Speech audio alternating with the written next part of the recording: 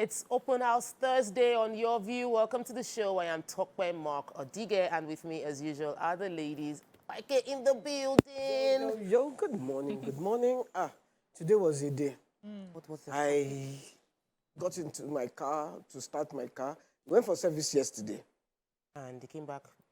Started it today, it did not work.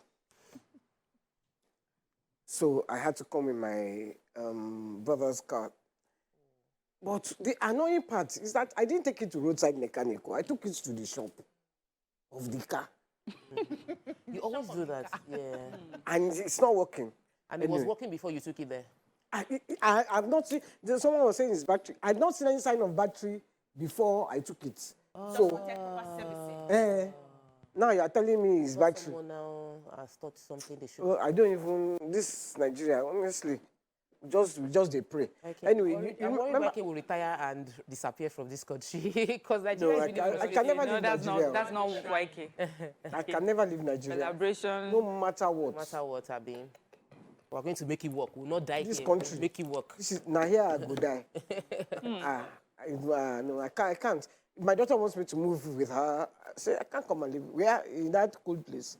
It's not my portion. Boring. But you remember I was telling you about the guys at Shrine that stay outside. Yes. And that calling the police is not an option. So I called him. Sorry, let me wear my glasses because I want to say thank you to them, Joe. Emma Bino, I know you have your own. No, it's fine. The Nigerian German Center for Jobs and Migration and Reintegration. Anyway, they help unemployed, they help disabled. So I just called them and they have come. Training, they want to start training them. Wow. So hopefully they will not stand outside. Yeah, they will not be, because I just feel that they need. There's a lot more they can do with their life. Yeah. So one of them was sending me text saying thank you, but please thank you to the Nigerian, German, they work with the Ministry of Labor. So thank you very much for coming to the shrine.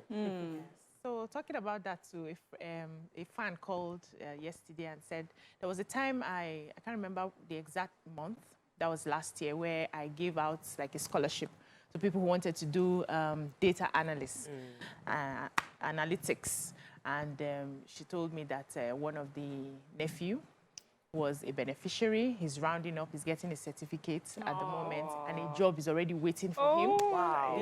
One of the niece also is about to start her own program too, and she was really excited. And I'm like, wow, I've actually gotten a few other people reach out to me that because they found it very helpful and they kept thanking me, and I felt good, like, okay, I've done something nice. When is the next one coming? Oh, that is so good. Yeah.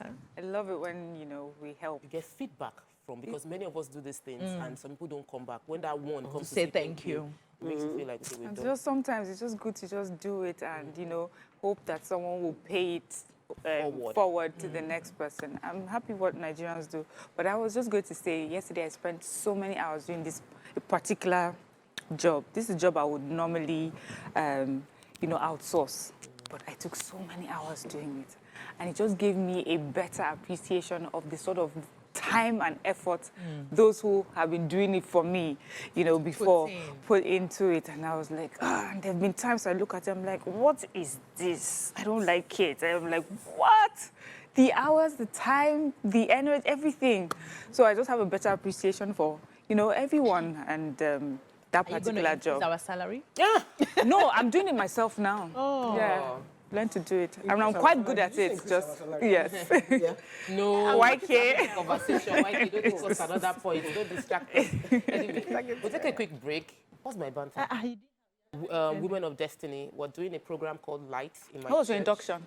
It was a beautiful one, though. But there's a program this Sunday. If you're a woman, you're looking on how to find your inner light and shine, please check out our social media page. Women of Destiny is having a program. It's free for everyone to come, and the speaker lineup is short and impactful set of people that I'm looking forward to engaging on Saturday. So let's count down towards that one. When we return from this quick break, we'll go through the front pages of the papers. Please stay with us. We'll be right back.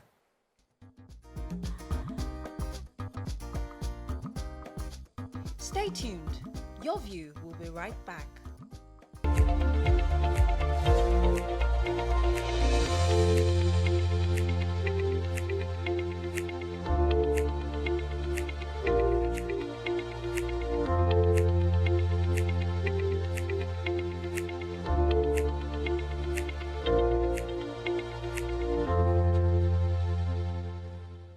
Welcome back. We'll be starting the front page review with The Nation major headline.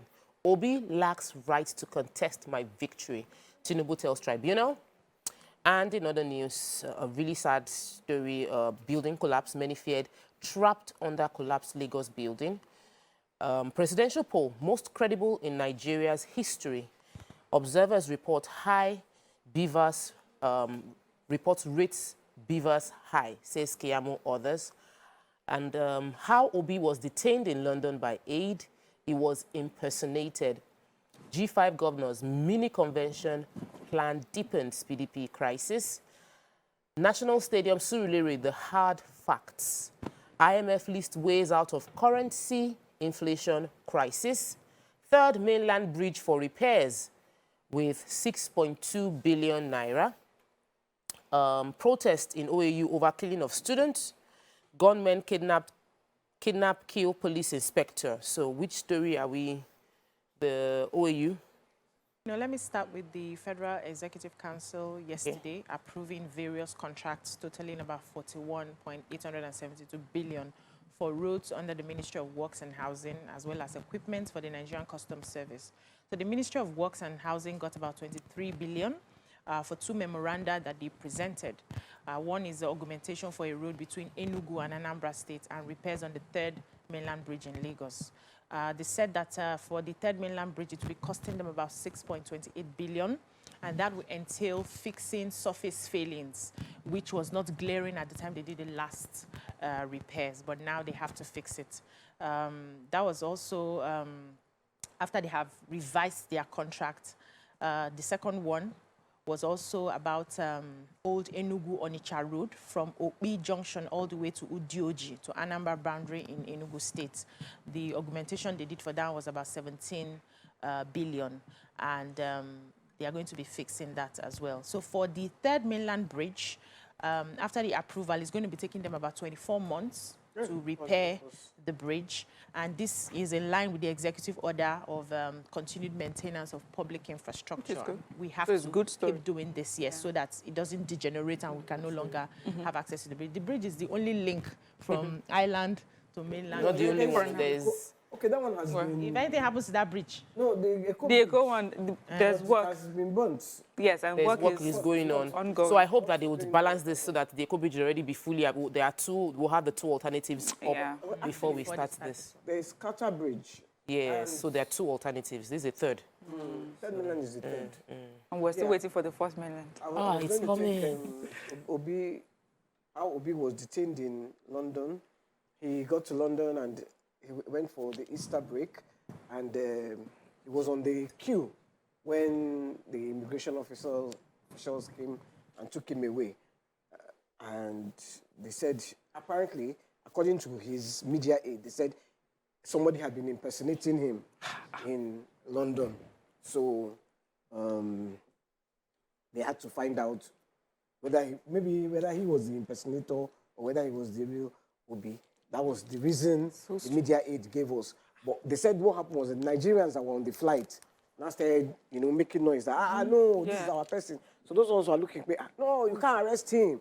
So, but that is but I like the sense of ownership that Nigerians feel towards, a lot of Nigerians feel towards Obi, and I think we need to feel that way towards Nigeria as a whole, because if we take ownership of our country, whoever leads will know that they are on their toes to ensure that they make it work, good or bad. I'm just wondering who dares impersonate someone that is so out in the open like that. Such a huge public figure. It's such a terrible thing, because I remember once the British Embassy came to our house, and they came because a friend of my brother had gone and applied for his British passport. Impersonating your brother? Yeah. Whoa. Wow, strange. Can you imagine? So it is because Femi was a known person that they came. And it was his friend.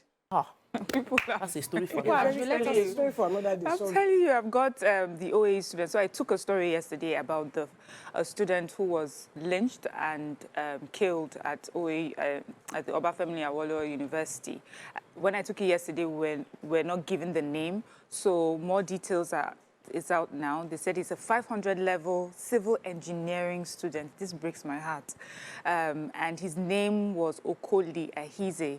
They said, as you remember, the story I took is that he was lynched on the allegation of theft, that he had taken he had stolen a mobile phone. Anyways, right now, investigation is ongoing, but his colleagues were protesting yesterday, and they said it caused a gridlock. They were protesting the murder. They've asked and they've demanded that the investigation panel that has been set up by the Vice Chancellor must include them so that they can all, work together in unraveling the circumstances surrounding this boy's death.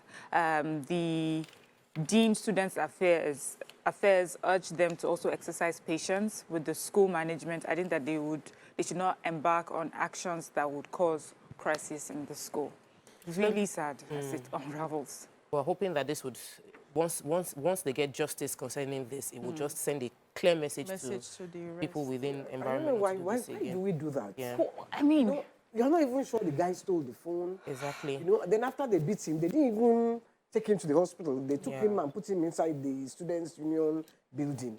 Let me take the quick story about presidential polls being the most credible in history. That's according to the Minister for Labour State, Festus Keyamo.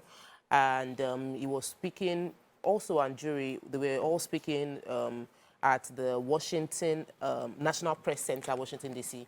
And they mentioned that empirical evidence shows that this presidential election on the 25th of February was the most credible election ever, that the observers rated Beavers high, said that only 8% voters were not satisfied with the electoral process, according to the NBA. They also mentioned that international observers said that the Beaver system worked and it didn't fail. But that's the story according to them. I'm sure the Nigerians would have their perspective. Let's move on to the Punch. Let me just read the headline for the Punch. Major headline, CBN Forex ban. Nigerians imported 18 trillion cooking oil, meat, others in 7 years. That's from a report. Importers ordered are Greek animal products, others from Asia, EU, African countries. Once again, the picture of the Banana Island 7-story building collapsed. Lagos alleges structure lacks permit. Atiku dismisses exile plan, slam protesters. Police arrest 2 over OAU students' death. Lagos Ibadan Stadium owes 950 million electricity bill. Wow. Federal government to repay World Bank 800 million loan for 25 years. Doctors in diaspora petition National Assembly over anti-migration bill. And Senate probes Accountant General over 74 billion naira funds. Every story here is important. Yeah, so let's do the major headline. So Nigerians imported not less than 9 items worth 18.12 trillion from the Forex ban list of the Central Bank of Nigeria between 2016, I like the way you giggled, and 2022, according to the Punch. So they said the CBN had categorized about 41 import items as not valid for Forex, which means that the importer will not be able to access Forex to do such through the banks. Through the banks, but they can source for the black market. They said one of the reasons they are doing this restriction is a part of an effort to sustain the stability of the foreign exchange market, ensure effective utilization of foreign exchange and derivation of optimum benefits from goods and services imported into the country. So they said these items were not banned or prohibited by the Nigerian Customs Service, but they can still be imported if you can source for your funds. But according to their analysis, they said the items were crude, palm oil, vegetable products, animal products, meats, vegetable fats and oil, steel products, rubber, plastics, clothes, textiles, which was imported or were imported from different countries. But they went ahead to break down the amount of money spent to get that. However, the director of Center for Promotion of Private Enterprise, Muda Yusuf, said the forest ban lists by the central bank is an aberration, saying that the banned items were legally acknowledged by the nation's trade policy documents. The CBN has no right to be selecting what you can import don't have enough Forex. money, so. Yeah, they should just say they don't have enough money to give and then make a list of people waiting in line to get money than saying you cannot access this amount of access Forex from us at this rate because you are getting these items. So he said it's confusing. The law is actually confusing. They should clear it out. The CBN has no powers to do such. I just can't wait for us to have enough forex. Let's take a quick break. When we return, we'll continue with front page review. Stay with us. We'll be right back. Stay tuned. Your View will be right back.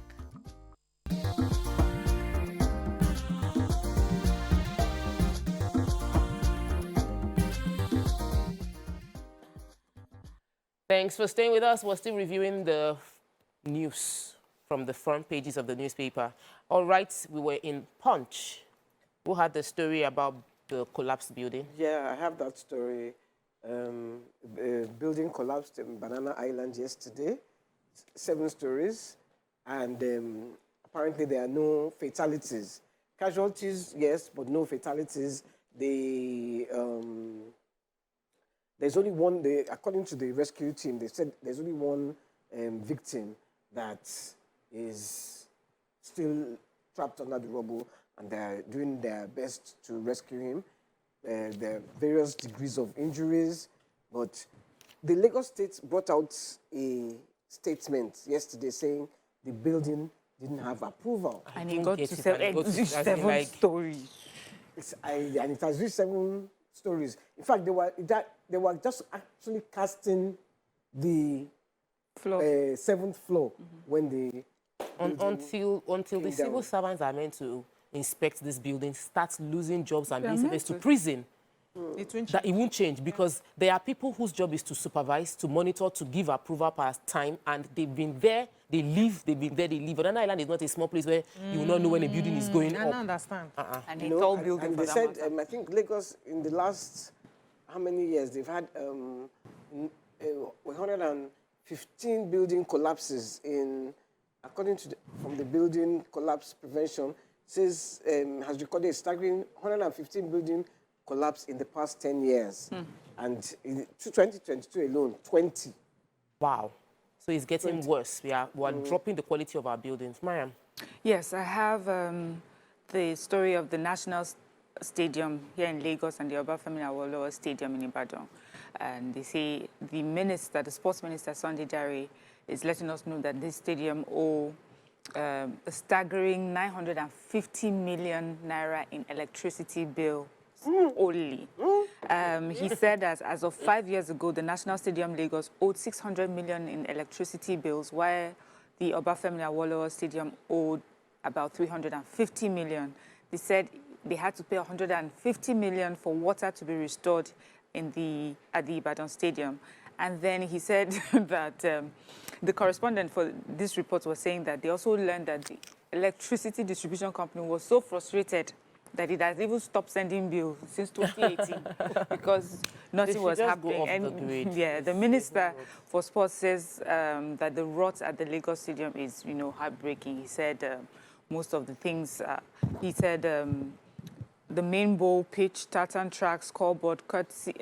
So many things, have just dilapidated. And he says that a lot of work is being done, and is done courtesy of the billionaire businessman Kensington Adebutu's 400 million naira sponsorship. But he says even with this, there's still a lot more that needs to be done. He cannot run faster than the amount of money that so the plans that he has for the stadium, they don't have the money to meet up with the plans. He said the thing is that it's a carcass that's left. Everything has been stolen and taken away. He says if you go into the control room where all the things like for the electricity is meant to be, they've stolen everything. There's just nothing left. He said to fix it alone. I'm sitting on Murayo's chair, so I have to speak on our behalf. We the people. The stadium belongs to all Nigerians, and some people are not stealing. So he says the electrical problems, because the connection that's important. So the electrical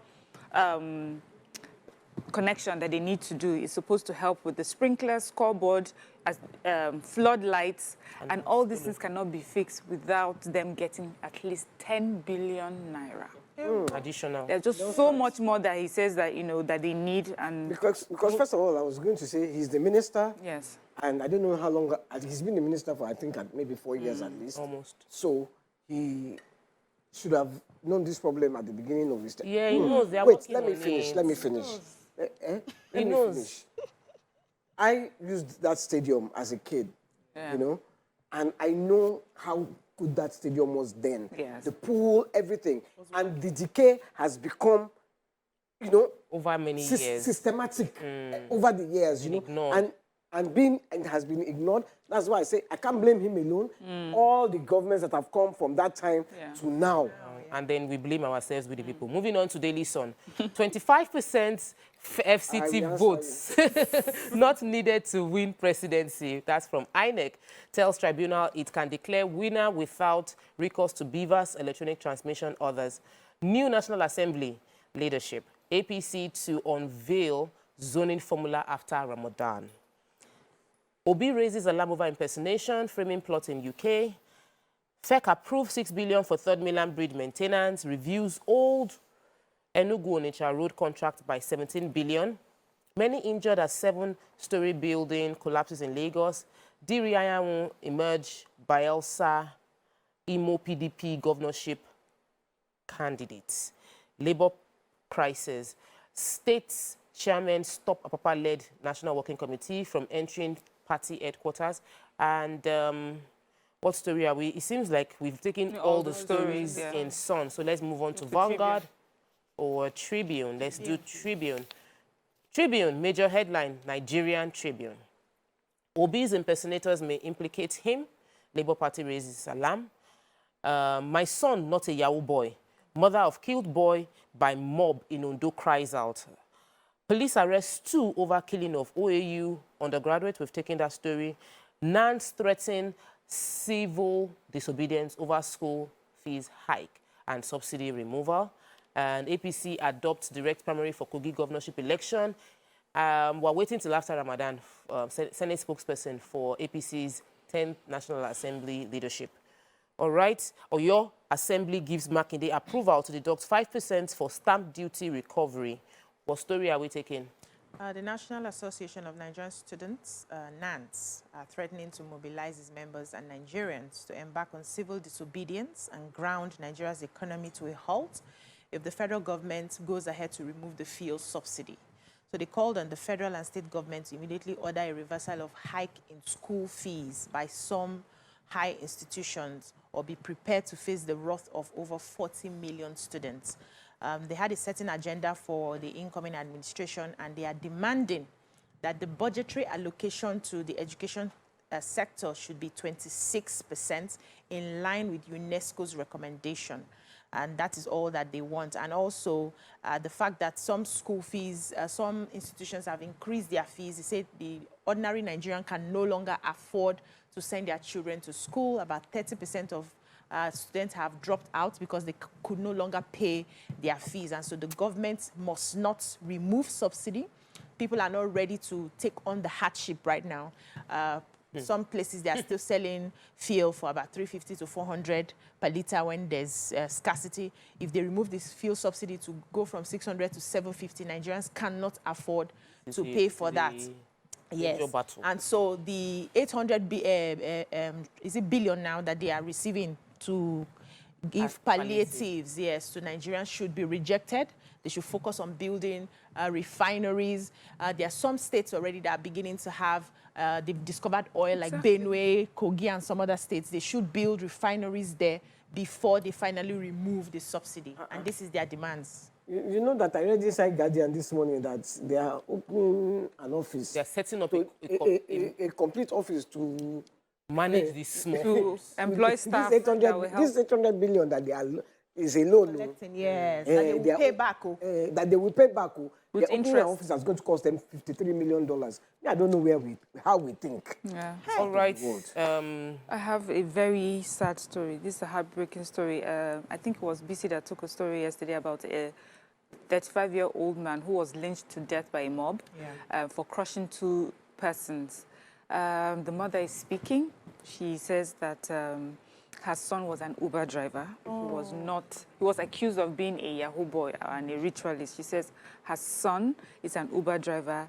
He's never been a Yahoo boy. She explained that his vehicle had a mechanical issue which made him ram into the commercial motorcycle and that the mob now attacked him.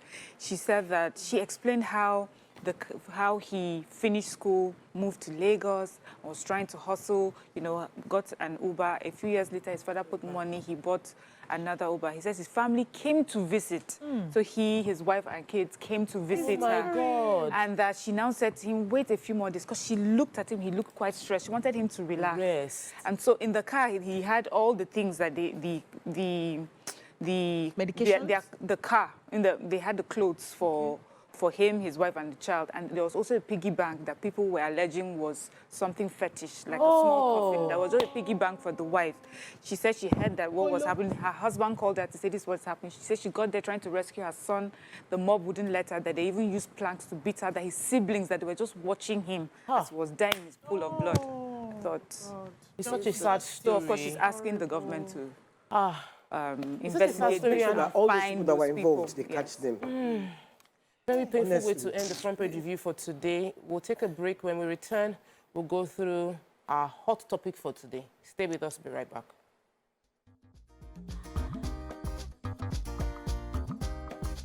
Stay tuned. Your View will be right back.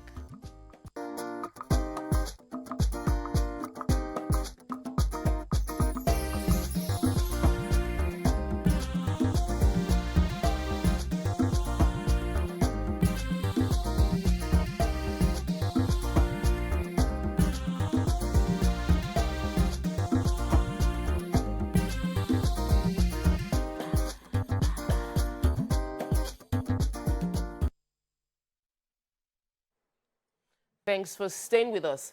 Yesterday, a 7-story building under construction caved in the First Avenue. It caved in First Avenue, Banana Island in Ikoyi, Lagos. Some construction workers have been rescued, about 7 of them, while we're waiting to get more information. There's information from the papers this morning was that only one person is still trapped there, and we'll be getting our correspondents, as TVC News correspondent Theophilus Elama. He's been following up on the story since yesterday, and he'll be joining us. But before we take his call, let's take the clip of how the building went down.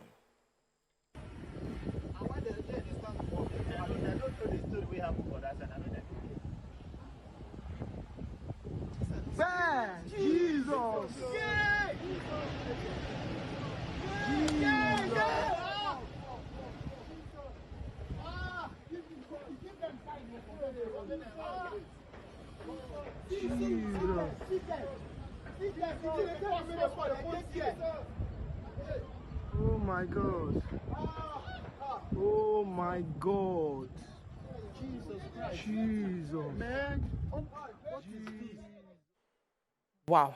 So, to join the conversation, you can call us on 081-270-53687, or you can call us on 091-390-76948, or tweet to us at TVC Connect, hashtag your view on TVC, so we can take your tweets.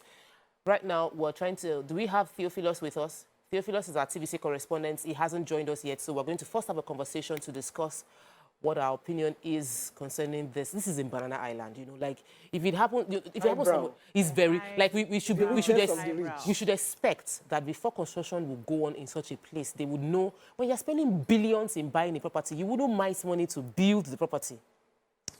How are we at this? My own question first is, the guy that was filming, did he know the building was going to collapse? I think it was just chance. It was just chance, so he just took his camera It and was happens. And cut filming. it just before it It happened. happens, and that's why So we're time and able chance, to. yeah.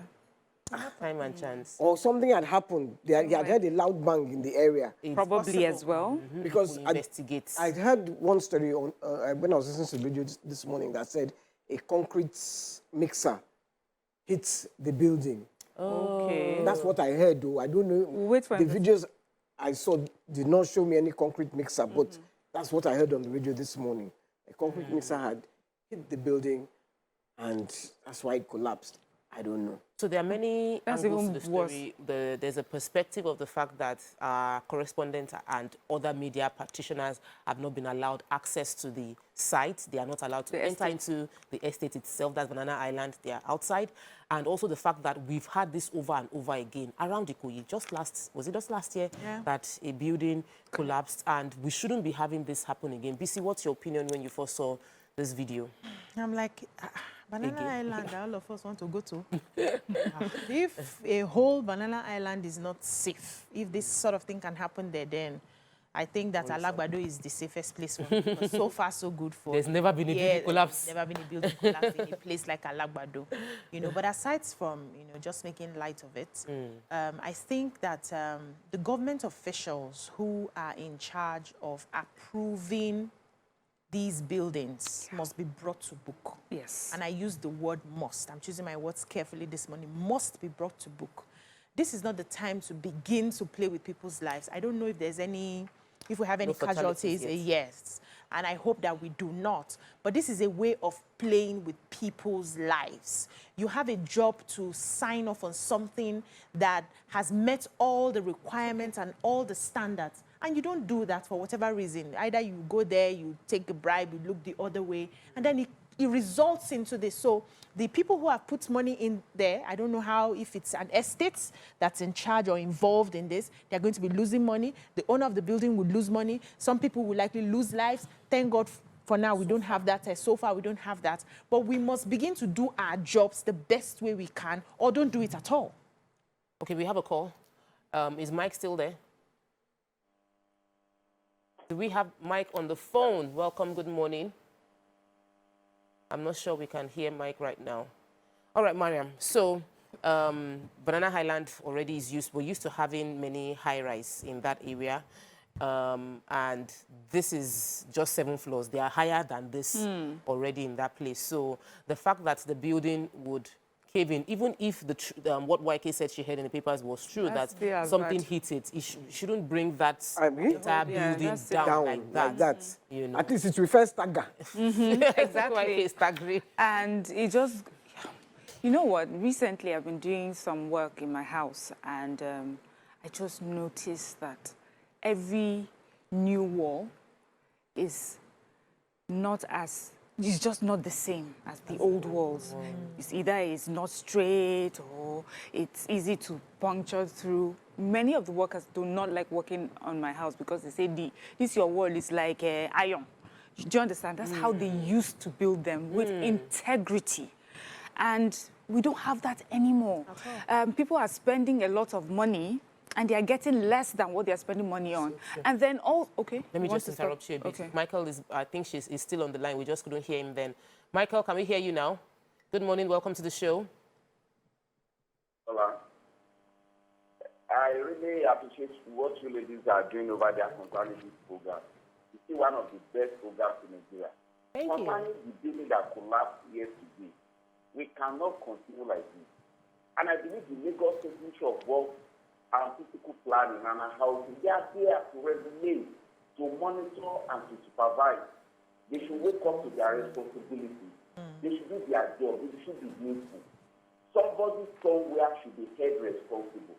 The other time, the 21-story building collapsed. It's attacked today. We couldn't hear anything about it. So people should go to jail. If it's possible, whoever is in Alausa, if they will lose their job, they should lose their job. Thank you. Good morning. Thank you, Michael, so much. Yes, so I was just saying that the quality of buildings has just dropped badly. And I don't know if it's just supposed to be a new style that, you know, that we have out there, or that Nigerians are just used, we've just gotten used to cutting corners. So it's either those who are building, especially those who are building for commercial purposes, you're putting up a building, you yourself, you're not going to live there, you want other people to come and live there. So you do not really care about the safety of human lives. You just want to make a profit. Let's put money together, let's put up these buildings as fast as we can, as cheap as we can, without paying attention to human lives. Now, we know human beings can be greedy. But we have enforcement agencies. We have agencies that are supposed to regulate and monitor these buildings and test for their integrity. And those ones too are not doing their jobs. And we are forced to believe that they may be in collaboration with these unscrupulous business people. So are they bribing you, and then you're turning your faces away? How do you sleep? How do you sleep at night? This has happened so many times in such a short time. that you would expect that everybody will be on their toes and really afraid that something like this will happen. And that's why people are asking that there has to be consequences for this. If you're a civil servant, if you are in the department that is meant to make sure that buildings that are erected,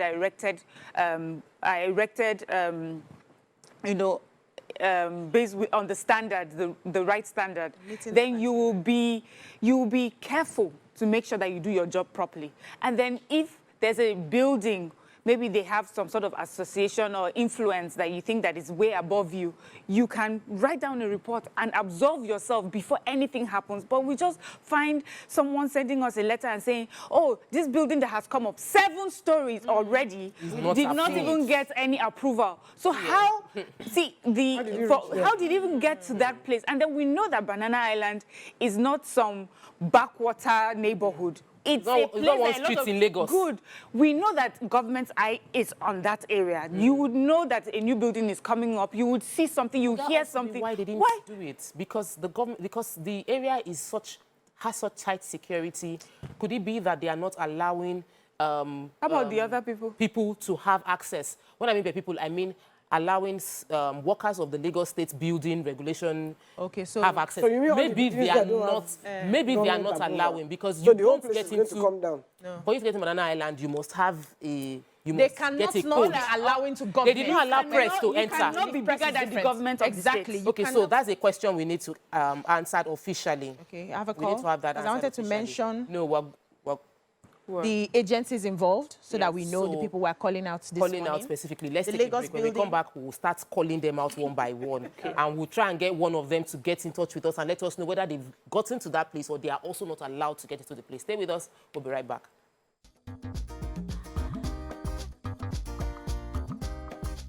Stay tuned. Your View will be right back.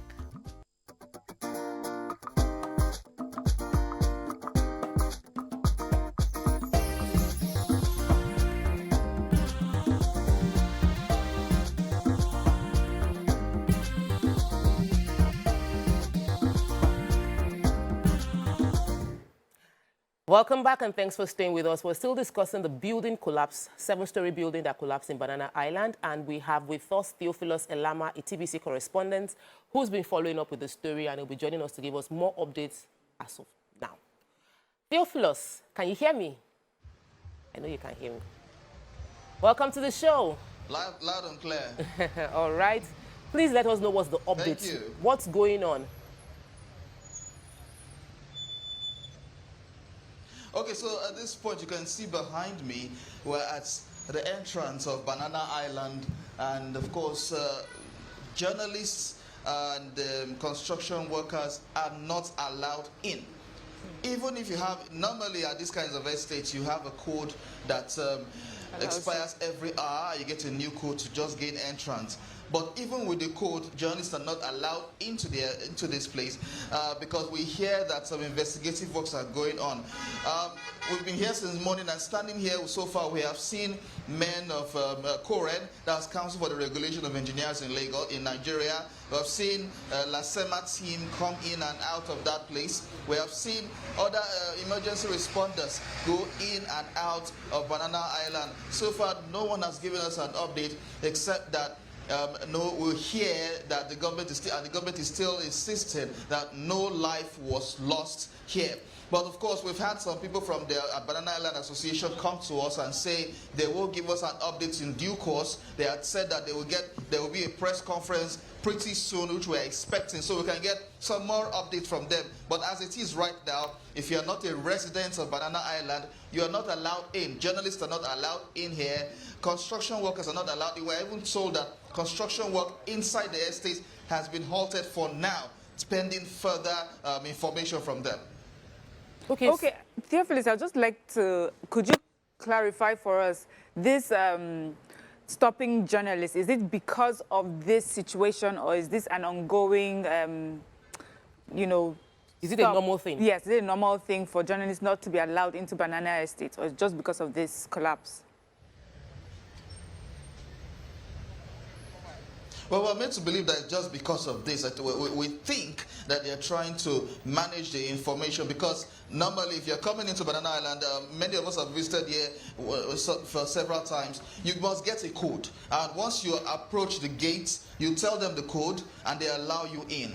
If you don't know where you're going to in there, you have an inkling of where you're heading to inside Banana Island. They can direct you as far as you have the code. And we know that the code expires every hour and you get a new code. So it means that if you're in Banana Island with an old code, you cannot get in with the same code. If you have an old code 3 hours ago, you cannot get in. So from this situation, journalists are not allowed because probably they're trying to maybe manage the information that we get, or from what we have also been told, try to manage the activities of hoodlums and all of that. That's why one of the measures that have been taken, has been put in place, is to ensure that construction work inside the estate is halted for now. And so, as we journalists are all here, we're just standing, like I can move down the road and you see a lot of us are just waiting at this side, trying to get some more information. Many of us have been here since the early hours of this morning, trying to get an information on the situation there. And so far, the information that has been coming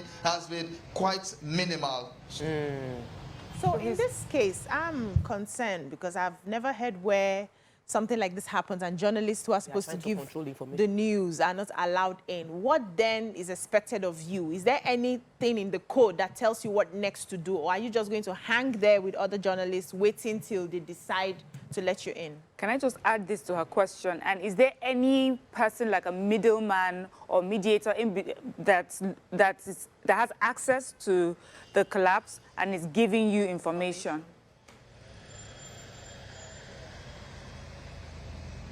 Well, there's no middleman, first of all. No one is giving us information as we need them. It's not like going to the collapse site itself to get your own information. We're just getting information in piecemeal, so we just need to get in there. As for the first question, as journalists, we are trained to fish out news from anywhere. We're standing here, not allowed in, is news. Anything can be turned to news. So we are all working with the information we have to create the news that we can give out. We've been here since morning, and so this has been the situation so far. No journalist has been allowed in. Construction workers are not allowed in. In fact, when you saw journalists earlier, someone from the association had to come to provide that form of shelter to us so that we can actually sit down there and get some information and do our jobs as well. But the thing is, no one is stopping us from doing our jobs. Actually, I must say that. No one is stopping us from doing our jobs. We're here trying to get the information that is needed and, of course, get an update on the situation at Banana Island. Okay, Theophilus. I wanted to ask, you know, when you watch these American films, you know how journalists will do that espionage and sneak in, maybe hide under the boots, inside the boot, or, you know, just find a way. Can't you do that? Just find one system to just sneak in. But then you will need a code to get in. We can put some stunts, yes, but then you will need a code to get in. So the code changes every hour, of course. If we can't pull that stunt, yeah, I can stay inside the boot of the car and get in. No problem. As far as we get the story. Yeah. So I'm a bit worried, Theophilus, because we haven't gotten... usually we would have heard something from lasema. He would usually come to the show like a few seconds after buildings collapsed. Is it because this building collapsed in Banana Island that there's so much information management? You've obviously had to report some other building collapse. What's the difference between those and, especially from the government's response side, between those building collapse and this one, and how do you think this could have been done better? At least people are curious about what's happening there. Well, the Lagos State, the ministry in charge of physical planning have reacted yesterday. There was a press statement that says that the building in question had no permit to build. The operators had no permit to erect such kinds of building. But so far, the government has said investigation is ongoing to ascertain the cause of that collapse. Of course, we expect that we get some form of information. Like I said earlier, we have seen government agencies, lasema, we've seen CORED, we've seen different government agencies responsible for physical planning and urban development go in and come out. And of course, you know, as it is in civil service, not everyone cannot speak on the development. Yeah. We have to get some form of information from the person in charge to give us an update on their findings so far. And of course, we will definitely get those findings. We're keeping tabs with these agencies to ensure we get the result of their findings and of course report that back.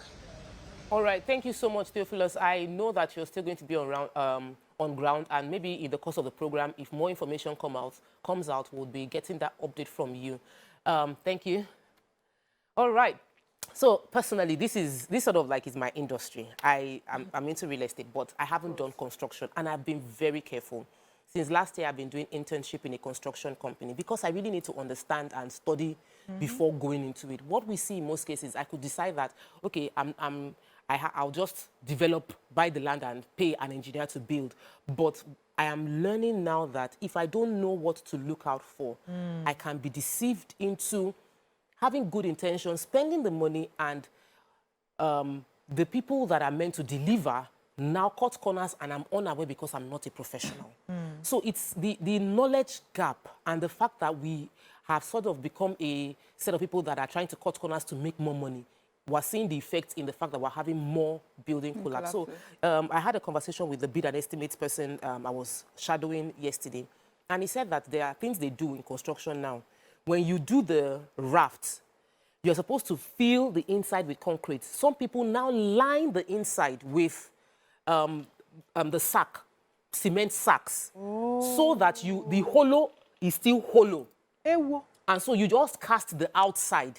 So when you look at it, you are seeing that they've done a cast on a pillar, but the inside of the pillar is empty. They put the sack for the cement around the inside, and that is a way of reducing costs. Now, I don't know. I would go in there. I'll feel like, okay, we did the same dimension as casted, but we did not know that they did not cast appropriately. So there are many people cutting corners, and it is the inefficiency of many trying to be greedy that is leading to us having more cases of... So what does that say? That maybe those who should be involved in construction should be accredited? So they have current. They must be current certified.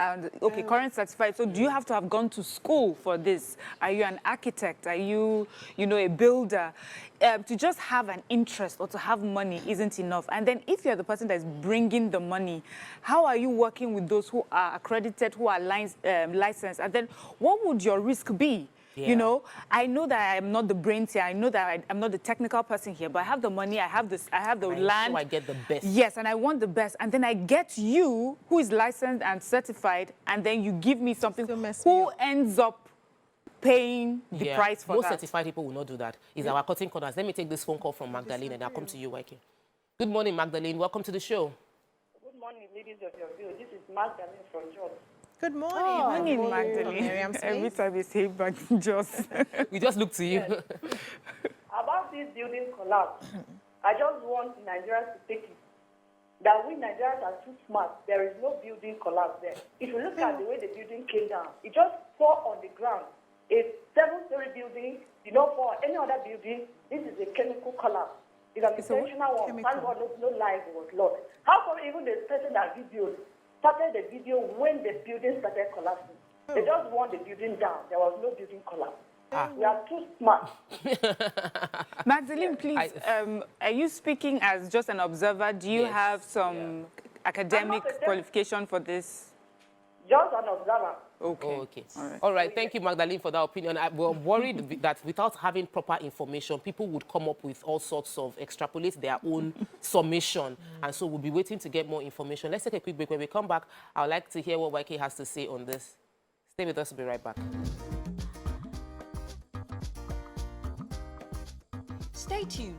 Your View will be right back.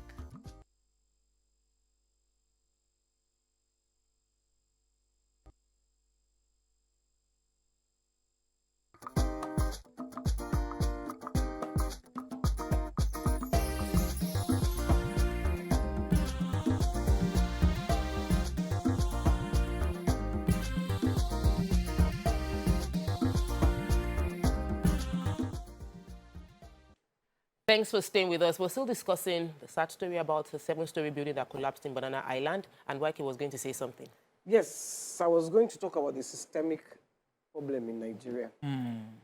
Reason, because I was listening to everybody talking during the break, and Obiajulu talked about how buildings of 30, 50, 100 years ago are still standing because they used good material. It is because, so what I'm thinking, and then you spoke about building a hollow thing. I can give you the job, and I have the certificate, but I've left you. I'm not going to stay there with you 24 hours because you know the right thing to do. And I go away. You will now cut corners. And I will now take the fall. So what our problem is in Nigeria is we are lacking integrity, personal integrity. Yes, Now, everyone will say it's with the people. I agree that it's with the people. But what I'm saying is it is by example. It is because we have been trained and we have now realized that if you don't have integrity, it's nothing. There's no consequence. There's no consequence. Conditioned.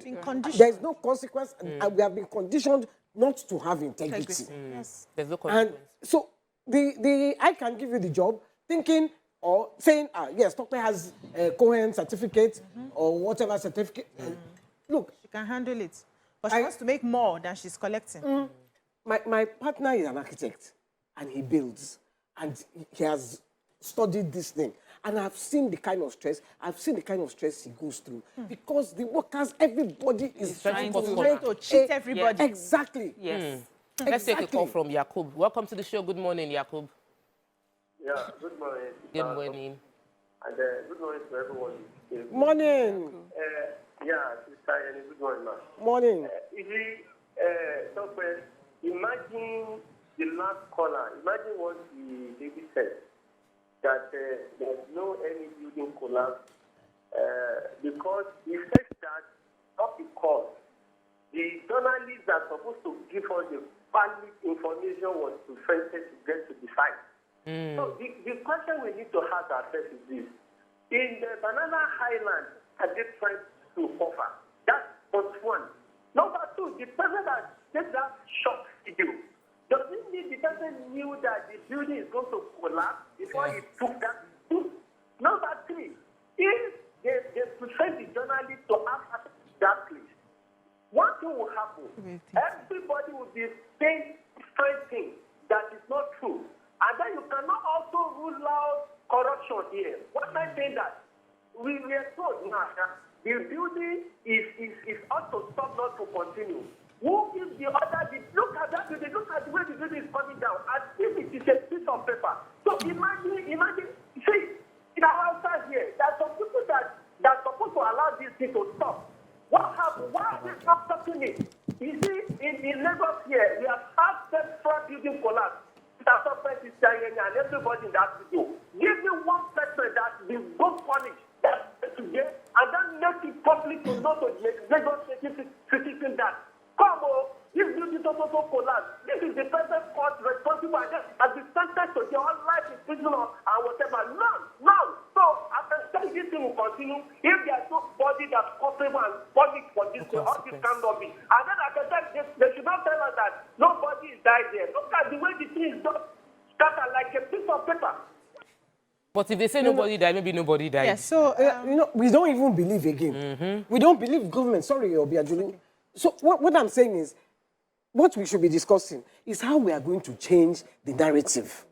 How is Nigeria going to change? How is our value system going to improve? Why will the downfall leave his lane and go to another lane and still enter in front of me? I don't understand, though. So the thing is, we have agencies that are supposed to help ensure that the system works, because human beings, the way they are wired, especially if you come from this sort of environment where we are mostly deprived, is to try to cut corners, to try to live above, just to try to, and this is not making any excuses for people who decide to cheat and cut corners, but we would have majority of the people who feel disenfranchised already, by the system of government.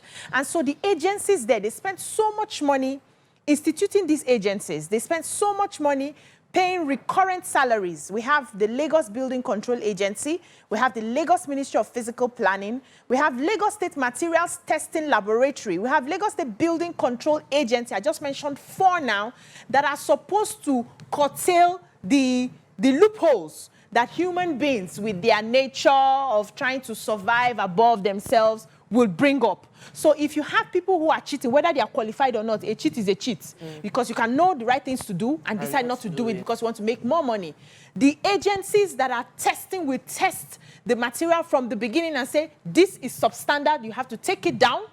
We are not going to give you approval for this. That is why they are there. Now the agency was not even approved. Okay, a building was not approved in such an area. Nobody saw it. Nobody questioned it. Nobody made noise about it. So even if you say they don't let us in, they don't allow us access, you couldn't write a letter, you couldn't get the police involved, you couldn't go on to the media to say we have earmarked some houses that they are not letting us into Banana Island to handle, but this is it here, and the people of Nigeria will see that we are doing what needs to be done. So everybody honestly, kept quiet. But we need to. So for now, we don't have enough information to be sure whether they were allowed in. But because if what is going on Banana Island now is what usually happens, which means you cannot have access to it, it means that the Lagos Building Control Agency probably did not even have access to the I disagree. estate itself. I disagree with that. But let me take this call from Tunde. Exactly. Tunde from Agodo. You could have... Who will stand it? Good morning. Good morning. Welcome to the show. Yeah, please, I appreciate your topic about the collapse building, the corruption that's going on in Nigeria. But there are 2 tragedies that happened yesterday. There was an accident along Lagos-Ibadan Express Road. About 13 people lost their lives. Wow. Studying that one that was actually to the news I had. Nobody had it. But about 13 people, maybe they are traveling out of Lagos, their parents, their family doesn't know what happened to them. Yesterday evening around 7 p.m. Along Lagos-Ibadan Expressway, they faced one way.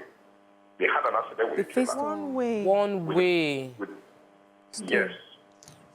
And 13 people, about all these, what do they call it? They saved the trailer, about 13 people. I think the passengers, about 14 that was normally conveyed. About only 3 survivors in that bus. Thank you very much. Thank you. Today. So the conversation is... I'm happy he took us there. You see, this corruption, how are we going to change the mindset of Nigerians? I was on the road the other day. A police car faced you.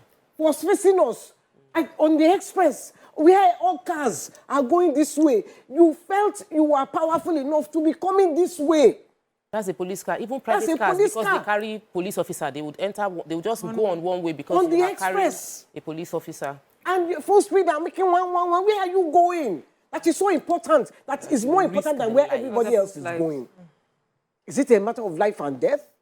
Because I have seen people in the Western world. I don't hate to bring up because this is not the Western world, but I've seen ambulances. I've never seen, and they are going fast.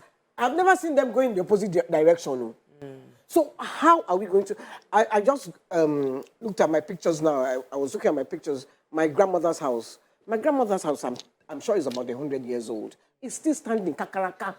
And that is that it has even sunk because of the river that they stopped from, blocking the river, the flooding the house. So one floor has gone. Yes. Don't say your grandmother. When you call your grandmher is an icon. So you need to mention the name. You say, my grandmother, Mrs. Thank you. Who happens to be my grandmother? Her house is still standing. Now, I'm telling you that people that built houses in those days, the houses are standing. Why? Because people had integrity. Yes, simple. Why have we lost that integrity? How can we get it back? It's not completely lost, but it's just majority. Let's take this call from Daniel. When I say it's from government, if government don't have integrity, nobody's going to have integrity. I agree with you, my sister. Daniel, welcome to the show. Good morning. I'm not going to argue Murayo argument with you, but I'll just tell you who the people are also involved. Daniel, welcome to the show. Who the people are government. But that's why we have government to make sure. Exactly. We the people. Hello. You are live. Please go ahead with your contribution. Good morning. Good morning. The issue of this thing keep on happening, and nobody is doing anything about that. For somebody that just spoke a few minutes before, in the corruption we are talking about, in the corruption, that if you take the statistics of the staff, they are going even the during the question, you find out that all of them, they are government officials, and the moment they get what they want, they forget whatever that is going on. They are not interested. They are initial interest with the bribe they have collected. And that is why the government of India, especially the movement today, the property they are owning, I'm telling you not about the bitter, the property the government workers are owning in Lagos State, if they take statistics, close to 1,000 they are the ones that are buying for this time, for this time, for their family. So until this thing is happening, we continue having the same government. And we just feel that God will take control. And that is my opinion this morning. Thank you. Thank you. Something tangible is done. Thank you very much. Thank you. So Mariam was going to... Prayers that God will do it. God will take control. I just think that today I just hope that today we would hear names of government officials who are meant to be in charge of, making sure that buildings are set up right, they get approvals and things like that. I hope we would hear from them. And I hope that it means that many people are scared because they failed to do their jobs. And if we do not see consequences for actions like this, it will not get better. We'll still have buildings collapsing. We will be reporting even more. I hope also that the stories we're getting, because we haven't gotten any confirmation from journalists on ground, but we hope that there were no fatalities, because these were people who were doing their jobs. Sometimes you're called on site for a lot of these jobs that they do, the very menial jobs. You're just called on site, you're paid by the day, and then this happens. I just hope that really that there are no fatalities, and the victim that they say was under the rubble, hope we'll hear from lasema and hear if that person was rescued. But really, there has to be some form of consequence for what has happened today. We keep saying it. Look, I remember TB Joshua's building that collapsed. They were bringing story that it was a plane that came and threw bomb. Just all kinds of. Till today, I have not heard anybody prosecuted was prosecuted. There were prosecutions, but I don't think that it's like this case of anybody was convicted. Convicted, yes. It might take a while, but I want to believe that because they actually took that case to court. They took it to court. I know. For the one that happened in Ikoyi, we also got the report that it was the materials that they used in constructing that was substandard, So they have to first get that report before they will now say they are prosecuting. In that case, I don't even know who they are going to hold accountable, because the person that the owner of the company also died in that incident as well.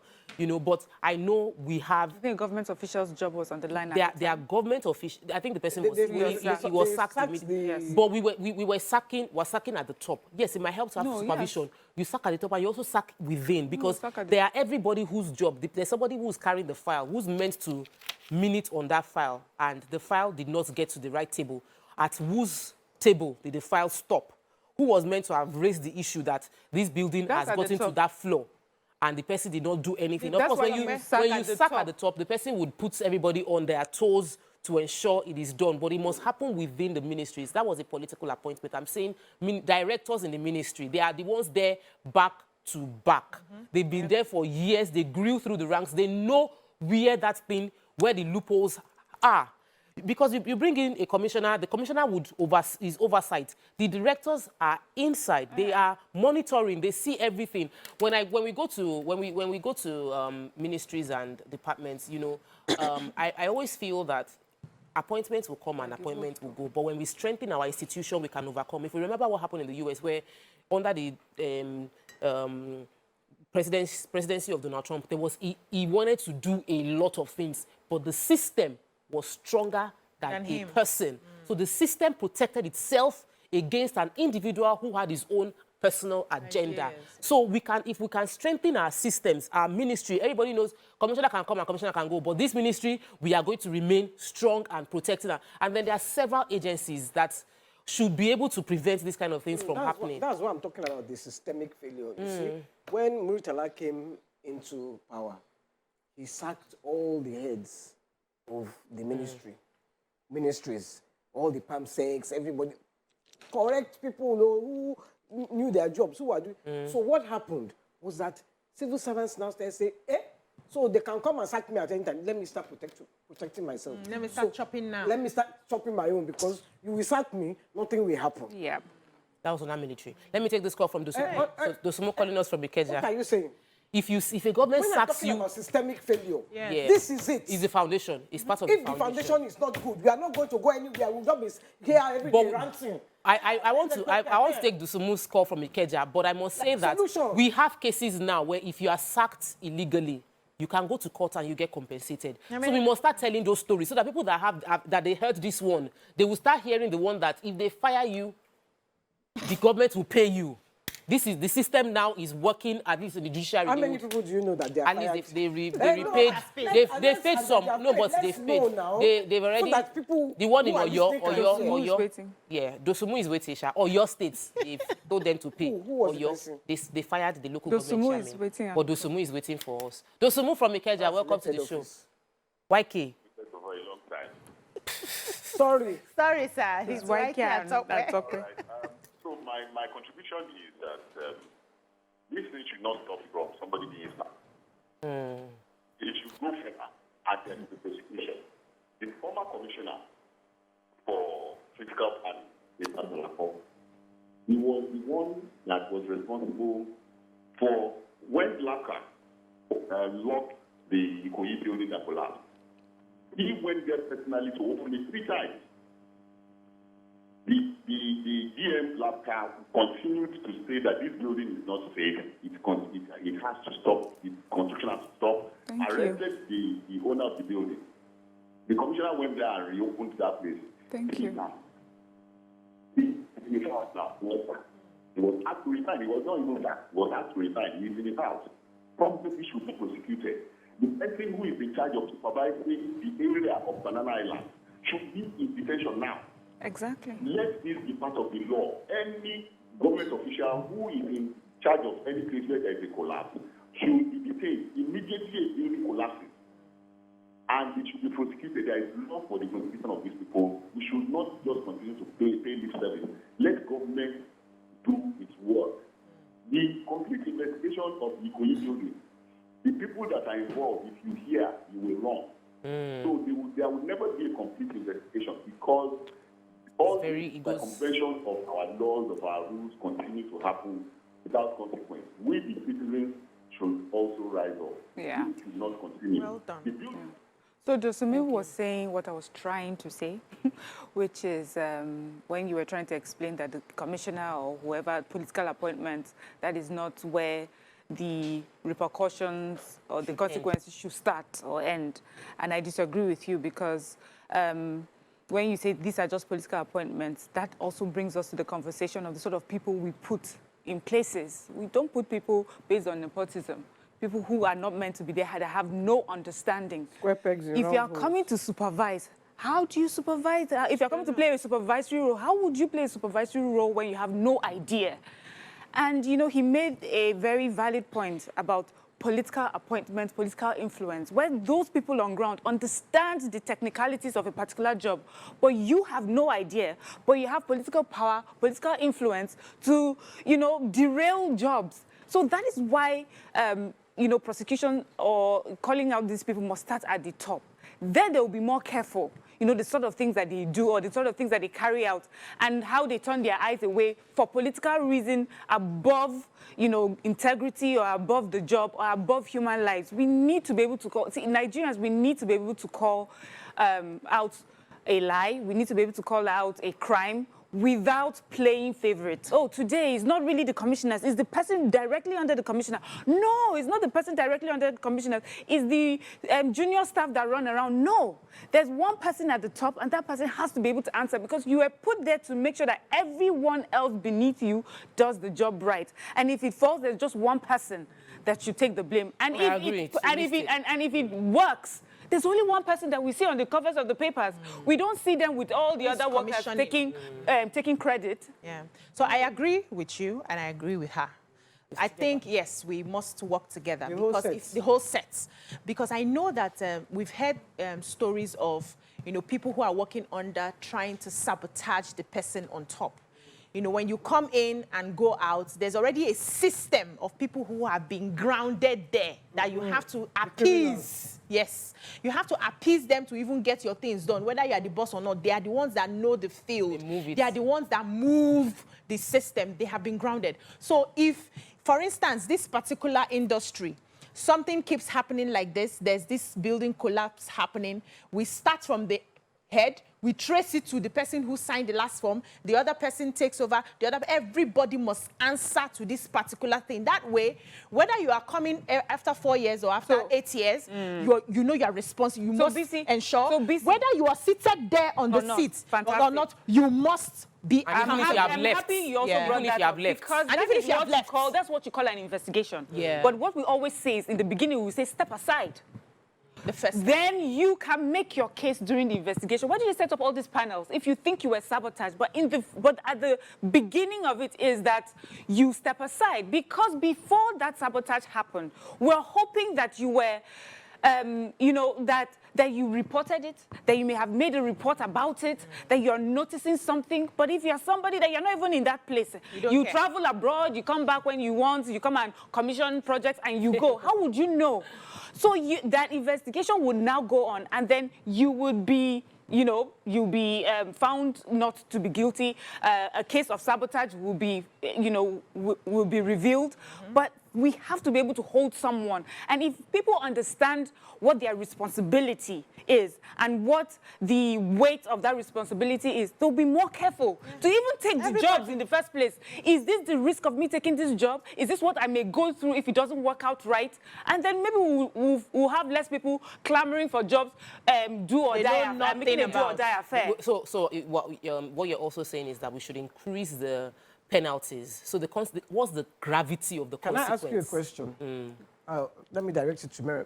Do you think that one building collapses today and they are all prosecuted and maybe even jailed, hopefully, do you think the system, Nigerian, do you think that is enough to change this bad system that we have in Nigeria? She will answer after the break. Okay. Please stay with us. Stay with us. We'll be right back.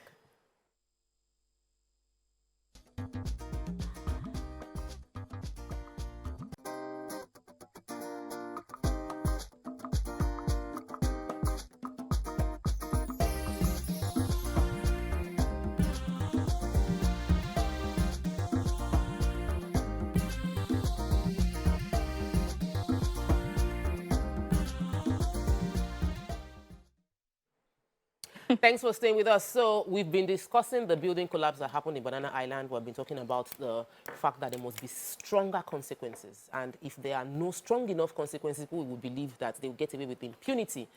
And over the course of the show, from callers, from Mariam, from BC, we realized that we will start from the top, but the punitive measure must cascade down. So everybody that is in that line of the building collapse, if there is that strong determination.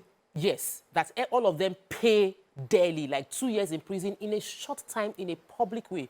We might be able to get good change across. But YK threw that question, and I sort of answered the question. But actually, I think it can lead to change. One scapegoat can cause a major change. No, a scapegoat. What we I'm need saying a system of justice. If the system, and the system has to start from the top. And when I say the top, I don't mean the commissioner, or the minister, from president to vice president to or even governor. At least within the state is governor. Because every time I say government, everyone says we the people, and I keep on saying that we the people are a product by the government. Yeah, I agree. So until we look, I'm not a fan. I keep on saying it. Buhari, when he came in '84, he jailed my father. I'm not his fan.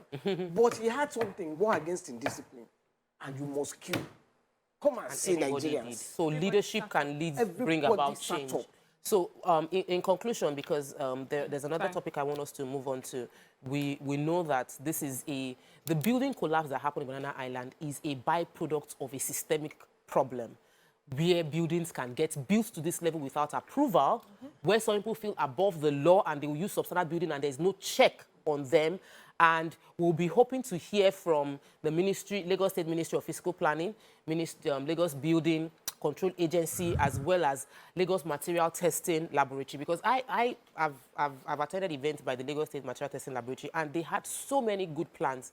We're hoping that if all these ministries are doing they're on their games, we would have less building collapse. But what many people want to hear is how many years in prison whoever is found guilty will be spending. And if we see that, we might be able to cause proper change in the system. Okay, there's another topic that we want to talk about. It's a sort of sad Thursday. It seems like we're just talking about all the challenges in the environment. We've taken the story in the newspaper, I think since the past 2 days, about a lynching that took place in Ondo State, where a driver was, while driving, hits a motorcycle. Yeah. He hit a motorcycle. I don't want to call it Okada. He hit a motorcycle, and in turn, he was then attacked and lynched. People accused him at first. The first thing we saw in the papers was that, suspected Yahoo boy lynched to death. Later, we found out that he wasn't a suspected Yahoo boy. It was that he had an accident, and then people suspected that when they got him out of the car, that maybe he's a Yahoo boy. Finally, the mom came out, and we read in papers today that the 35-year-old driver is a driver of hailing cabs that came to visit his family in Ondo State. Vehicle had a problem, maybe brake failed, and there was an accident. And rather than the due process of taking him to the police station, getting things done properly, he was lynched, and his life was lost. And this is not the first time it's happening. It's so sad we're still discussing this, and then we're going to discuss it's part of the systemic problem. What exactly is going on in the minds of people to make them think that the response to an accident is to lynch the driver? So I'll start by saying that as much as we say people are frustrated and people are wicked, I also believe that most people who do this sort of things lack understanding. There's a reason for the justice system being put in place, and we must begin to educate people that there's a reason for this, and we will have to break it down to them for them to understand.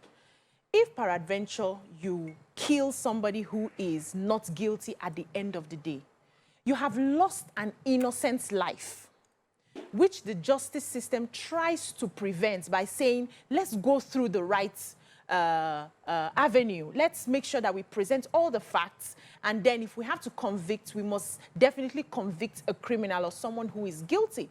And the law also has within its powers to determine the punishment that is suitable for that particular crime.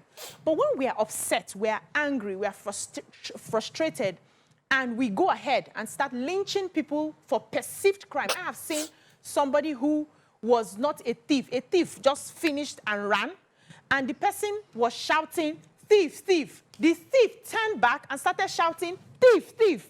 And they hung the wrong person.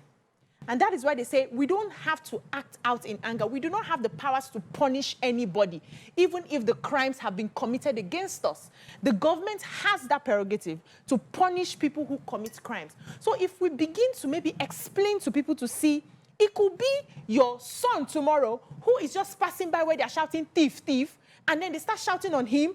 Maybe the thief turns back and starts shouting on your son, thief, thief, and they lynch him. How would you feel? Maybe that would help us understand that we really need to take people to the appropriate quarters for this sort of punishment. Okay, so let me put a bit of perspective. This wasn't the normal, stealing thing. This accident, an accident that led to the death of 4 people. I know. So 4 people died, and so they felt like this is a way of... they went ahead to lynch. 4 people have, they have their families, everybody is mourning. They feel maybe maybe they feel he was driving under the influence for whatever reason. They still do not have the right. Yes. Yeah, so I just use the thief to give an example of how this can come down. But this particular scenario has happened before. Yeah. And they tend to just beat up the person. A trailer rams into somewhere, they catch the motorboy, they beat up the motorboy.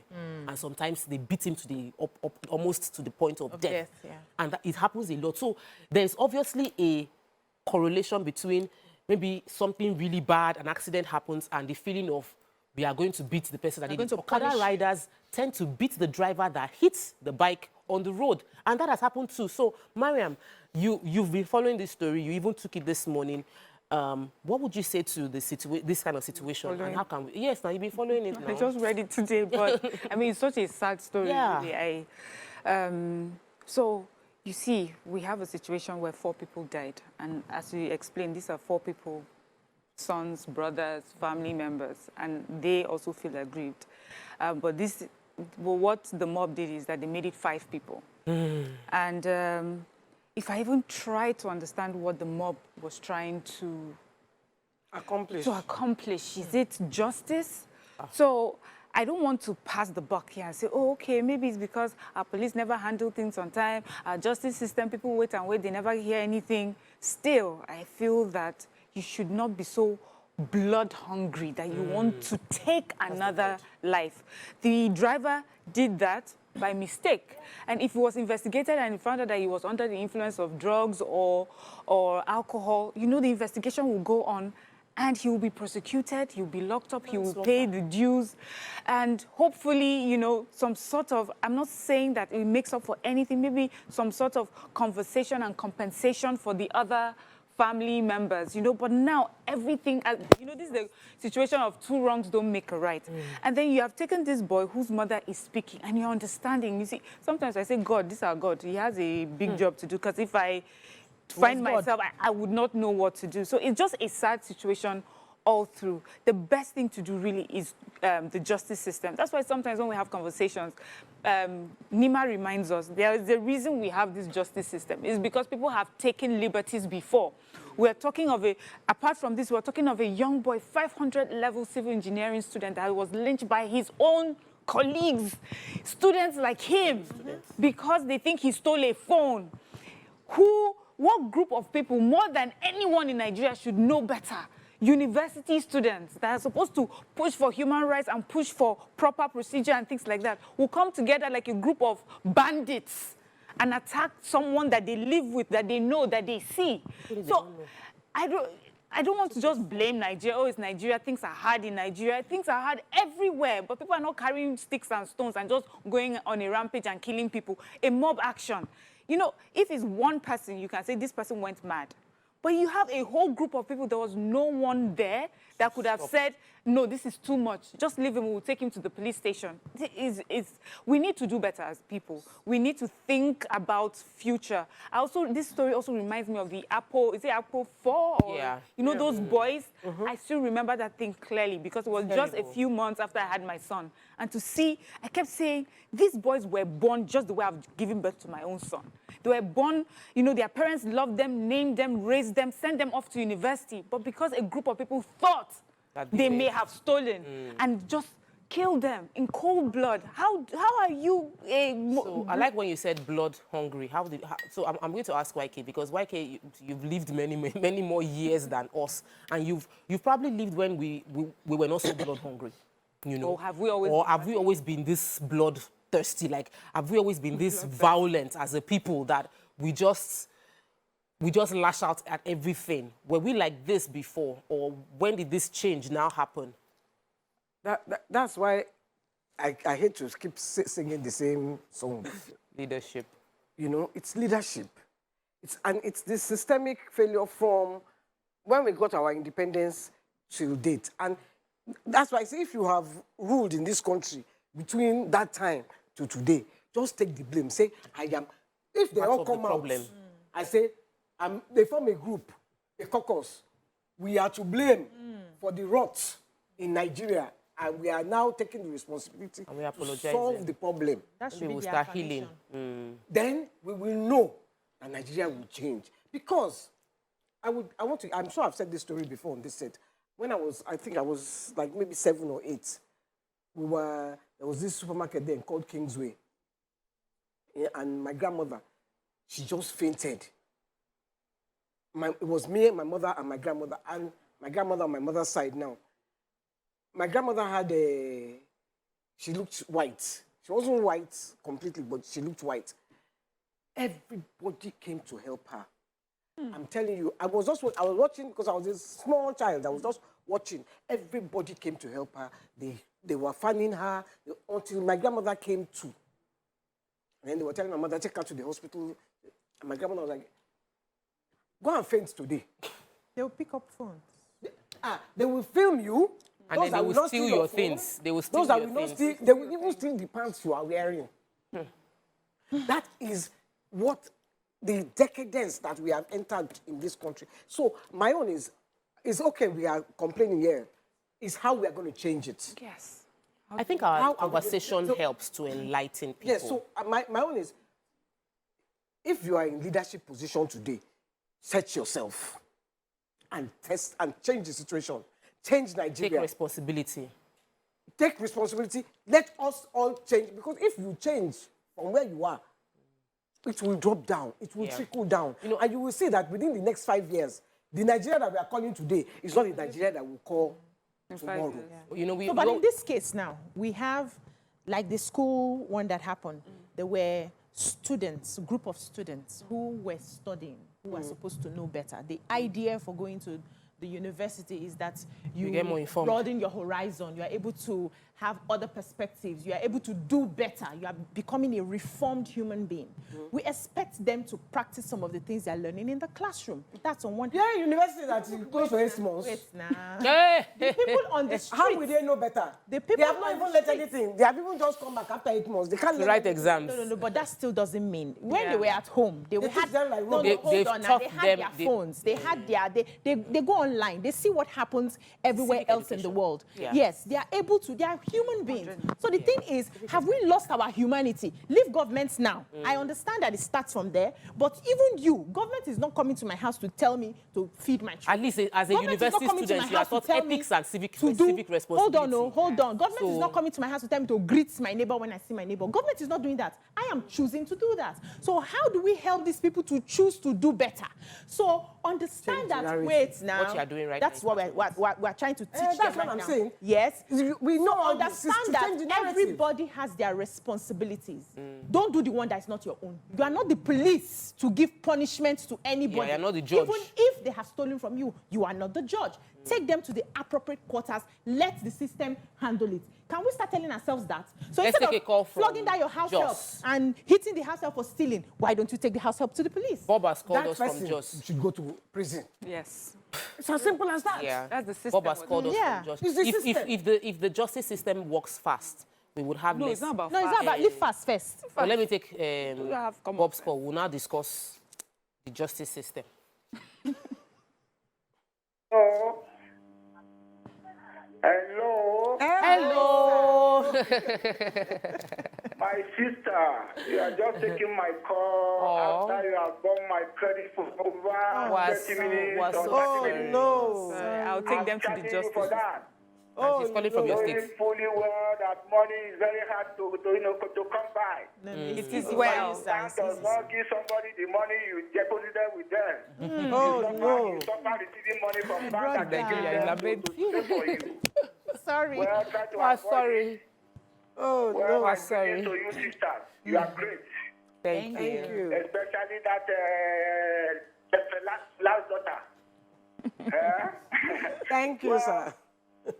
It's unfortunate.